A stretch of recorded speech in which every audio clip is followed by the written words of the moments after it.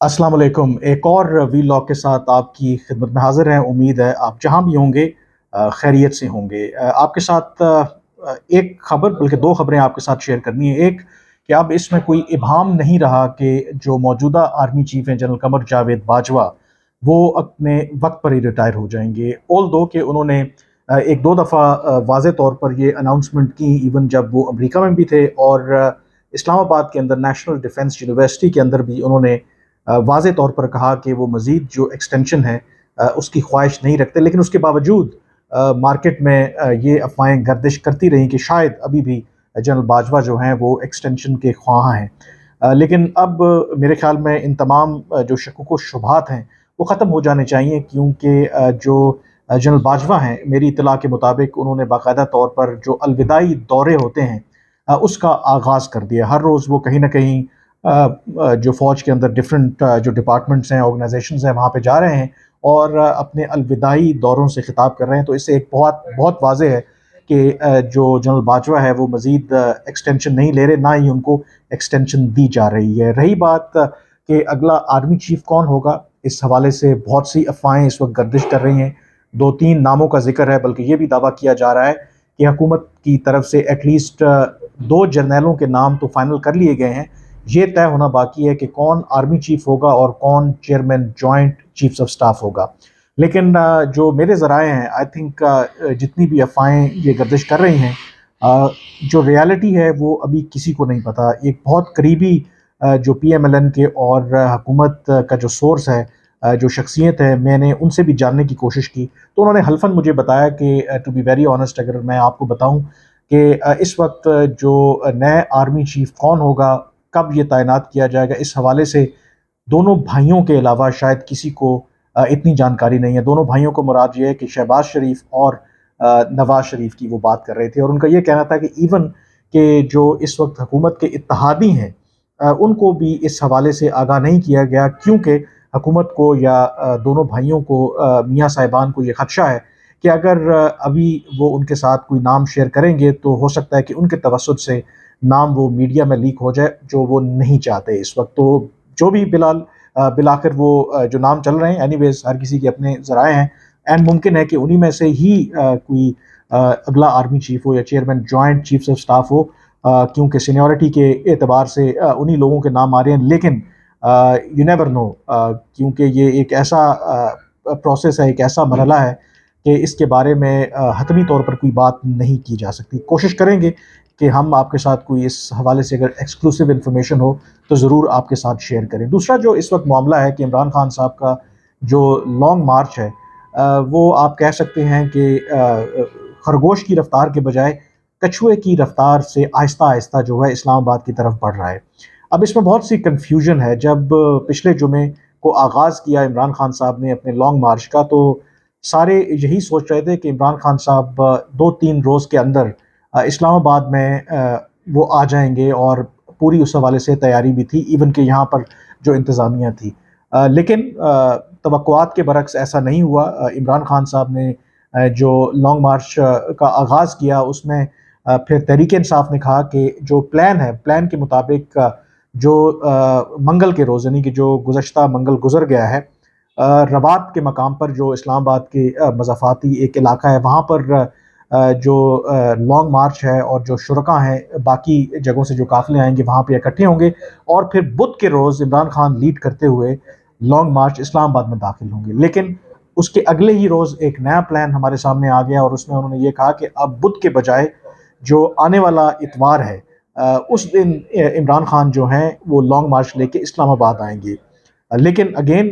हमने देखा कि कल दोबारा इस प्लान में तब्दीली की गई, बल्कि आज उस प्लान में दोबारा तब्दीली सामने आई, और अब ये कहा जा रहा है कि ये लॉन्ग मार्च 10 नवंबर से पहले इस्लामाबाद नहीं आएगा। और उससे पहले उन्होंने बाकायदा एक रूट शेयर किया है कि किस तरीके से इमरान खान जो GT रोड के ऊपर मुख्तलिफ इलाकों में जलसे जुलूस करेंगे, शुरका से खिताब करेंगे, और जो उनका प्लान है कि 10 तारीख को ये इस्लामाबाद के मज़ाफ़ाती इलाके में इकट्ठे होंगे, और ग़ालिबन फिर 11 तारीख को वो इस्लामाबाद आएंगे। लेकिन क्या 11 तारीख या 10 तारीख को भी वो इस्लामाबाद आएंगे, ये भी अभी वाज़ेह नहीं है। अब ये हो क्यों रहा है? लोग इस हवाले से सवाल कर रहे हैं कि आखिर इमरान खान साहब اتنا وقت کیوں لگا رہے ہیں؟ ایون اگر ان کا دعویٰ بھی ہے کہ عوام ان کے ساتھ ہے، ان کو لوگوں کی بھرپور حمایت حاصل ہے، موجودہ جو حکومت ہے وہ انڈر پریشر ہے، اور اگر یہی صورتحال ہے تو پھر تو عمران خان صاحب کو بغیر دیر کیے اسلام آباد کی طرف لانگ مارچ کرنا چاہیے۔ لیکن وہ ایسا کیوں نہیں کر رہے؟ اس کی دو تین وجوہات ہیں۔ ایک جو سب سے بڑی وجہ وہ یہ ہے کہ عمران خان صاحب جو لانگ مارچ کر رہے ہیں ان کو پتہ ہے کہ یہ ان کا ایک آخری کارڈ ہے، اور اگر یہ کارڈ ان کا ناکام ہوا تو پھر جو موجودہ جو حکومت ہے اس کے ہاتھ مزید مضبوط ہو جائیں گے، اور جو قبل از وقت انتخابات وہ چاہ رہے ہیں شاید اس کے امکانات جو ہیں وہ بالکل معدوم ہو جائیں گے۔ اور دوسرا یہ ہے کہ ایون 2014 کا لانگ مارچ تھا، اس میں اسٹیبلشمنٹ کا جو ایک سیکشن تھا اس کی عمران خان صاحب کو بھرپور حمایت حاصل تھی، لیکن اس بھرپور حمایت کے باوجود جو 126 دن کا دھرنا انہوں نے اسلام آباد میں دیا، اس کے باوجود وہ اس وقت کی جو پی ایم ایل این کی حکومت ہے، جو وزیر اعظم تھے نواز شریف، ان کو گھر نہیں بھیج سکے۔ اور اب جو صورتحال ہے وہ یکسر مختلف ہے، اب تو اسٹیبلشمنٹ بھی جو ہے وہ ان کے سخت خلاف ہے، اور ایسے موقع پر عمران خان صاحب جب لانگ مارچ لے کے اسلام آباد آئیں گے تو لانگ مارچ کے ذریعے ان کا حکومت پر دباؤ ڈال کے قبل از وقت انتخابات کا اعلان کروانا یا اس حکومت کو مجبور کرنا کہ وہ مستعفی ہو جائے، یہ ناممکنات میں سے لگتا ہے۔ اور اسی وجہ سے جو عمران خان صاحب کے قریبی ساتھی ہیں، جو پارٹی میں ان کے لوگ ہیں، وہ یہ سمجھتے ہیں کہ اسلام آباد جانے میں جلدی نہیں کرنی چاہیے، بلکہ جی ٹی روڈ کے اوپر ہی، کیونکہ پنجاب کے اندر ان کی حکومت ہے، اس طرح کے جلسے جلوس کرنے چاہیے اور کوشش کرنی چاہیے کہ اسی کے ذریعے اسٹیبلشمنٹ کے اوپر اور حکومت کے اوپر ایک دباؤ بڑھایا جائے، اور اسلام آباد پہنچنے سے پہلے ہی اگر کوئی بات چیت کے ذریعے یا اس دباؤ کے نتیجے میں کوئی ان کا مطالبہ مان لیا جاتا ہے تو یہ ان کے لیے بیسٹ پاسبل آپشن ہوگا، اور اسی وجہ سے اس میں آپ کو تاخیر نظر آ رہی ہے۔ لیکن جو تیسری وجہ ہے اور جو میرے خیال میں بہت امپورٹنٹ بھی ہے،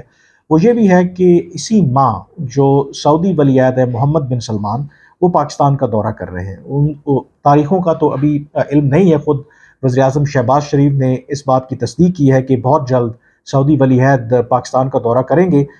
تاریخوں کا تو اعلان ابھی نہیں ہوا، لیکن توقع یہی کی جا رہی ہے کہ ان کا یہ دورہ اس ماہ کے وسط میں 15 نومبر کے آس پاس ہونے کا توقع ہے۔ اور یہ وزٹ امپورٹنٹ ہے گیون دا فیکٹ کہ سعودی عرب جو ہے ہمیشہ جو معاشی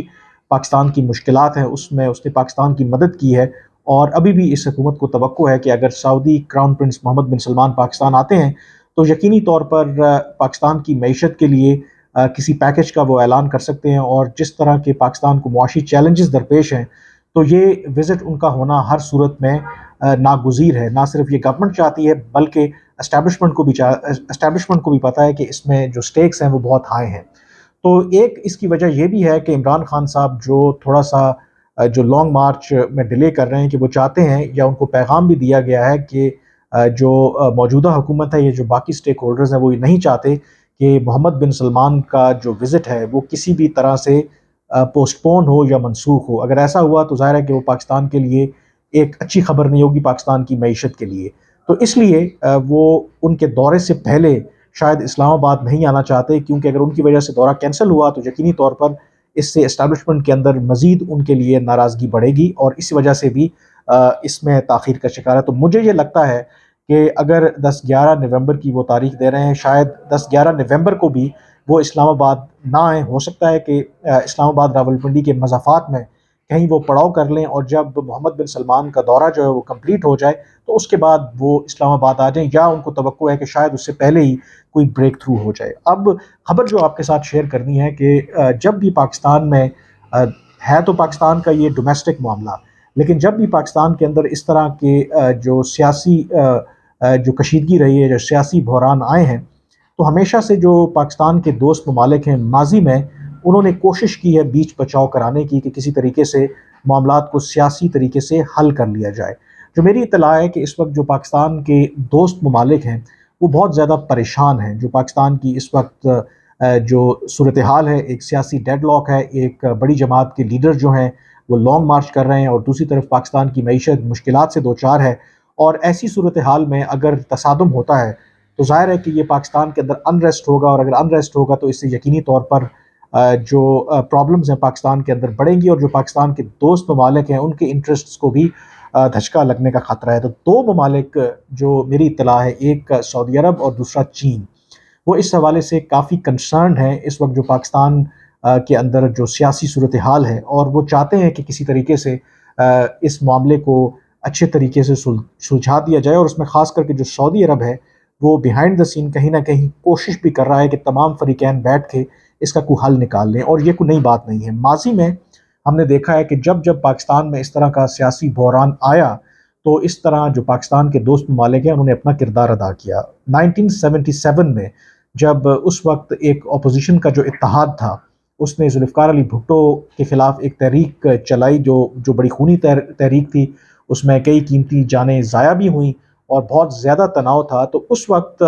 جہاں تک صورتحال تھی کہ جو سعودی عرب کے پاکستان میں سفیر تھے وہ آن بہاف آف جو اپوزیشن کا الائنس تھا PNA، وہ آن بہاف آف اپوزیشن وہ ذوالفقار علی بھٹو کی حکومت کے ساتھ اس وقت مذاکرات کر رہے تھے، جہاں تک اتنی ویزیبل سعودی عرب کی پاکستان کے سیاسی معاملات میں یا سیاسی معاملات کو ڈائیلاگ کے ذریعے حل کروانے کے حوالے سے جو ان کا کردار تھا وہ اپنا ادا کر رہے تھے۔ وہ الگ بات ہے کہ جس دن مذاکرات کہا جا رہا تھا کہ کامیاب ہو گئے ہیں یا کامیاب ہونے والے ہیں، اسی روز جنرل ضیاء الحق نے ذوالفقار علی بھٹو کا تختہ الٹ دیا اور پھر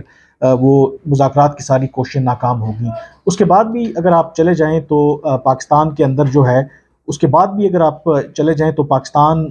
کے اندر جو ہے اس طرح کے مسائل آتے رہے ہیں، جب ہم نے دیکھا کہ جو بیرونی ممالک ہیں انہوں نے بہت زیادہ اپنا کردار ادا کیا۔ اس میں سعودی عرب کی مثال اگین بڑا پرومیننٹ رول انہوں نے ادا کیا 1999 میں جب ملٹری کو ہوا اور نواز شریف کو عمر قید کی سزا سنا دی گئی پلین ہائی جیکنگ کیس میں، لیکن پھر سعودی عرب نے مشرف کے ساتھ مذاکرات کر کے نواز شریف اور ان کے پورے خاندان کو وہ لے گئے سعودی عرب، اور تقریباً 7 سال تک وہ وہاں پہ رہے۔ اور پھر جب تحریک چلی